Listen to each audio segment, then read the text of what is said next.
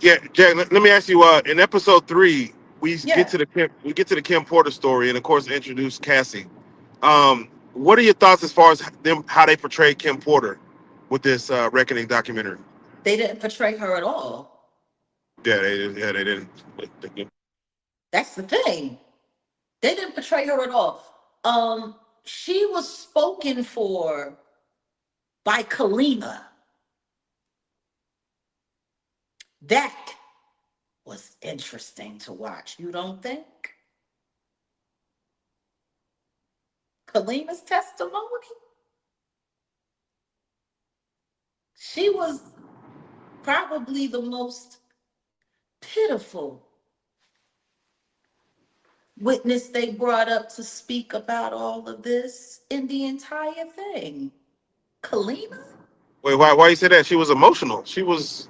Emotional? That's what you call it? That's what I'm trying to call it. Capricorn Clark was emotional. I'll give her emotional. I'm sitting there looking at someone, in my opinion, who appears to be struggling with a substance issue, trying not to fall apart on camera. Meanwhile, nobody paying attention to the fact that she's sitting there afraid to really say anything at all because she's in the middle of a custody battle and she's trying to get her kids back. And she's got to be careful of whatever she says because it could make it impossible for her to get her kids back. Did nobody pay attention to that? Yeah, no, she said she wanted 5K from Diddy, and And yeah, she wanted 5K from her former bandmate and a billionaire. And he wouldn't even give her 5K to help her get her kids back. Why not? But then again, nobody's talking about who her husband is and who her husband is to Diddy. He's one of Diddy's number one minions. oh yeah, no, that's news. He's a loyalist. He is a Diddy doo-wop bop.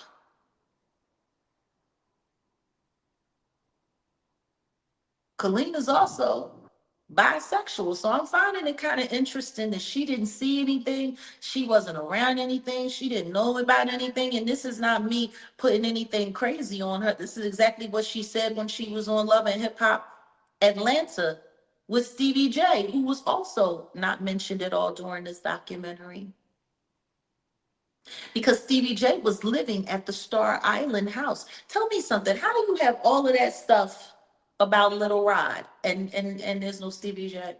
Now it was really interesting because there was some of the footage that Lil Rod has shared with this documentary that he shared with nobody else that he did an interview with, and none of that made it into the trial. There's images of him with French Montana and the Diddler on the yacht, Yeah, but nothing of Stevie J. Surgically removed.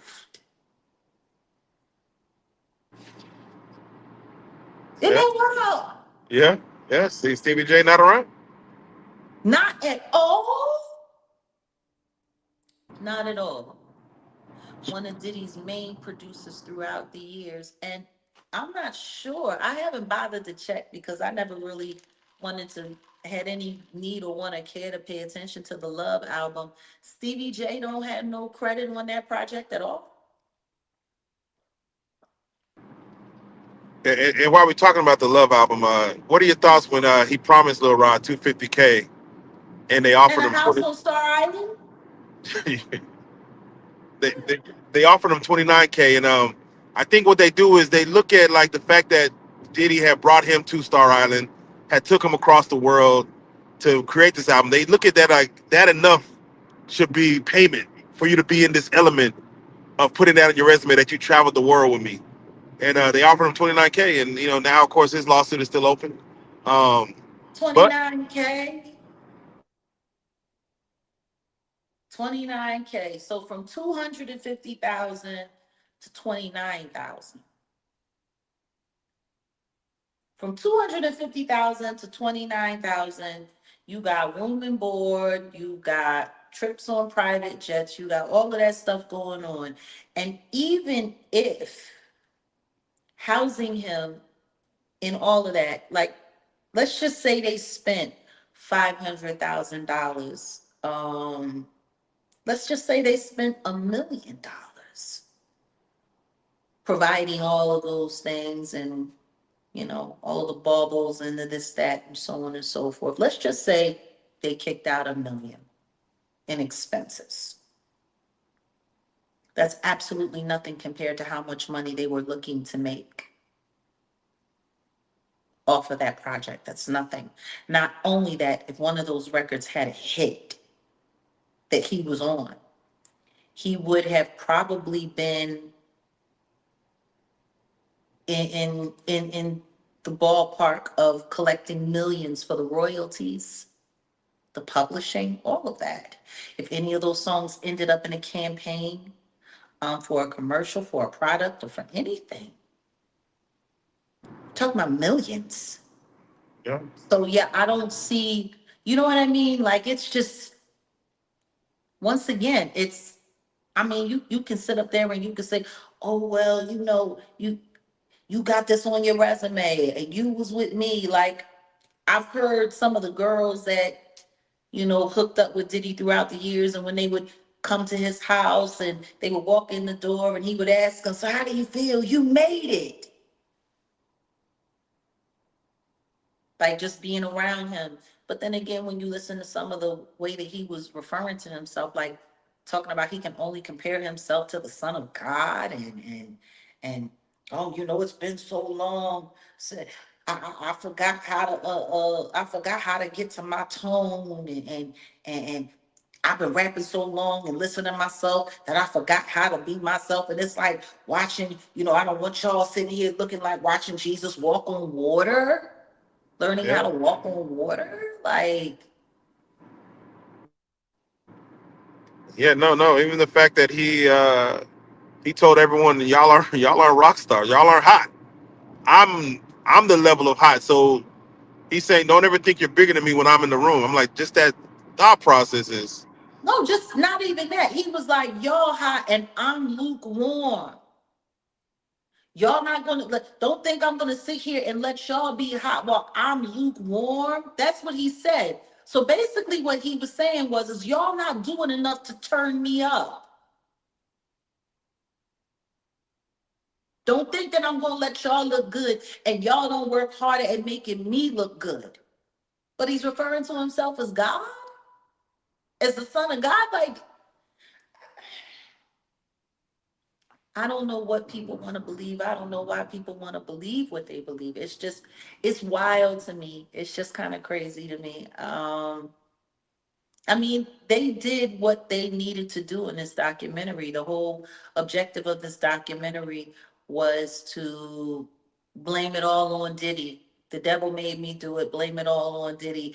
And the rest of the industry is nothing like this. Like when Curtis Jackson sat there in his interview with Robin and sat there and said, I did this because I don't want people thinking that the hip hop community is okay with this kind of behavior. I don't want them thinking that, we're just going to be silent while all of this is going on. Like, we're okay with this kind of behavior. And my thing is huh? So now you speaking for all of hip hop, and all of hip hop is uncomfortable with this.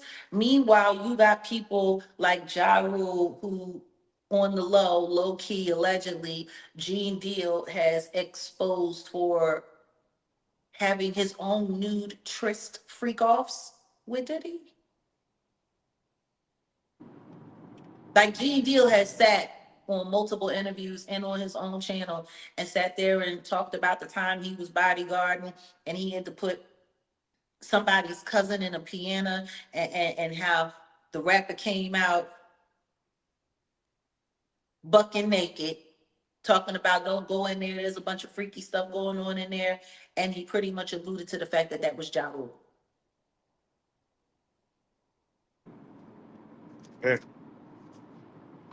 Yeah, Like Gene Deal said that himself. So once again, for everyone who's sitting there trying to sell the idea that these freak offs just happened between Diddy and his girlfriends, how do you explain that story? How do you explain that? And then the documentary comes out, and Ja Rule is sitting there talking about you were snitch and you were this and you were that and whoop de whoop de woo. Well, clearly hip hop is okay with this behavior. You got the game on the night that the documentary is coming out talking about free Diddy and free R. Kelly, and talking about how baby oil is cool and so is urinating on people. that's wild. You want to know the one thing that I'm finding also very interesting that nobody's paying attention to? The presence of that pyramid. You know, that the same thing that the Rock Nation likes to put up, the same hand symbol that the sororities and the fraternities like to use. I'm not going to emulate it because you know exactly what it looks like. Yeah, The pyramid sign that Diddy was wearing that around his neck. You want to know what I found funny? That there were a bunch of YouTubers that were at that courthouse that were wearing that same, it was a much smaller version, but that same symbol. yeah, yeah. I think, um, and that's the part of this story that makes it possible for people, I think, to graze over the reality of all that's going on. If you just look at it from the salacious celebrity stuff, from pop culture media, so-called this new media. And I'm really not liking that term, this new media, because what it really sounds like is the name of a gang. Like the media is media. Because I'm looking at the people that are falling under it, and they're all the same people that are involved with, creating these propaganda campaigns. But that's exactly what Diddy was saying at the beginning of the documentary. We need somebody that is proficient, or fluent in being able to spin propaganda and narratives. We need social media. I guess that new media, is that what that is? Like it's if you only look at it from the face value aspect of it, that's one thing. But if you look to the spiritual side of it, it's completely different. It unveils a much deeper agenda, because for those who, it's funny, people like to talk about God and they like to throw God's name around and they like to talk about their religious and they like to talk about this and they like to talk about that, but then they don't want to acknowledge the spiritual warfare aspect of all of this that's involved. Because if you're only looking at this as freaky behavior and this, that, and the other, then that's perfectly fine. But if you take it and you flip it on the other side and you look at it as spiritual warfare, it casts a much bigger net and a much bigger light on everything. You can't just put it all on Diddy. You can't.